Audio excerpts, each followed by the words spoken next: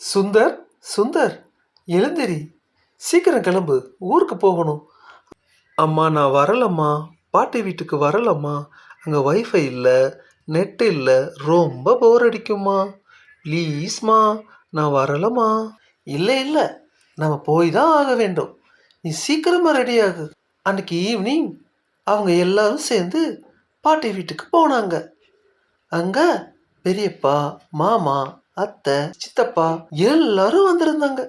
சுந்தர் எல்லாரையும் பார்த்ததுல ரொம்ப ஹாப்பியா இருந்தான். சொல்ல மறந்துட்டனே, சுந்தரோட கசின் கார்த்தியும் அங்க வந்திருந்தான்.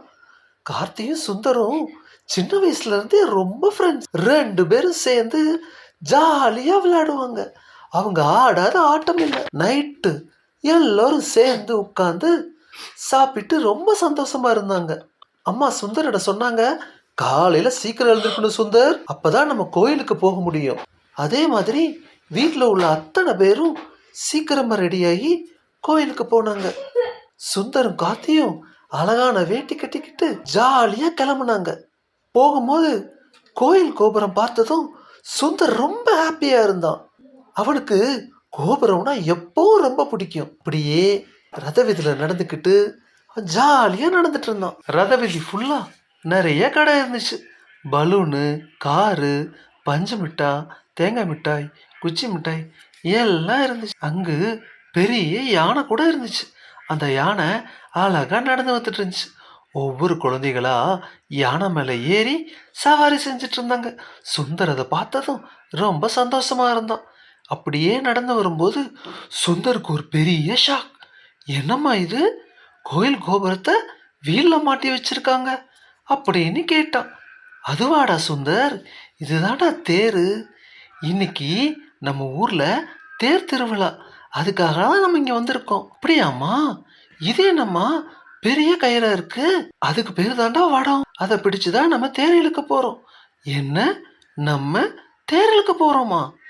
நானுமா அப்படின்னு ஆச்சரியமா அம்மா கிட்ட கேட்டான். ஆமாடா, நம்ம எல்லாரும் சேர்ந்து தேர் இழுக்க போறோம் அப்படின்னு அம்மா சொன்னாங்க. அப்புறம் சுந்தரோட அப்பா, அம்மா, கார்த்தி, அவங்க ரிலேஷன் எல்லாரும் சேர்ந்து வடத்தை தூக்கி பிடிச்சு தேரை இழுக்க ஆரம்பிச்சாங்க. தேர் மெதுவா நகர ஆரம்பிச்சது. சுந்தருக்கு சந்தோஷமா இருந்துச்சு. அவனால சந்தோஷம் தாங்க முடியல. என்னடா, இவ்வளோ பெரிய தேரை நான் இழுக்கிறேனா? நான் இழுக்கிற இந்த வளத்தை வச்சு தேர் நகர்ந்து வருதா அப்படிங்கிறதுல சுந்தர் ரொம்ப சந்தோஷமா இருந்தான். கொஞ்சம் தூரம் தேர் நகர்ந்த உடனே வடத்தை கீழே போட்டு என்று கத்தினாங்க. சுந்தர் ரொம்ப சந்தோஷமா அந்த டே முடிஞ்சிச்சு. அவன் வீட்டுக்கு வரும்போது அவனுக்கு பிடிச்ச ரெட் கலர் காரு, தேங்காய் மிட்டாய், அப்புறம் மேலே பறக்கிற பலூனு எல்லாம் அவங்க அப்பா வாங்கி தந்தாங்க. சுந்தருக்கு மறக்க முடியாத நாளா இருந்துச்சு. வீட்டுக்கு வந்ததும் அம்மா கிட்ட சொன்னா, பாத்தியாமா எவ்வளோ பெரிய தேர் நான் இழுத்தம் பாத்தியா அப்படின்னு சொன்னான். அம்மா சொன்னாங்க, ஊர் கூடி தாண்டா தேர் இழுக்க முடியும், ஒரு அலை இருக்க முடியாது. நாம் எல்லாரும் சேர்ந்து ஒற்றுமையா இருந்தாதான் மிகப்பெரிய விஷயத்த கூட அச்சீவ் பண்ண முடியும்.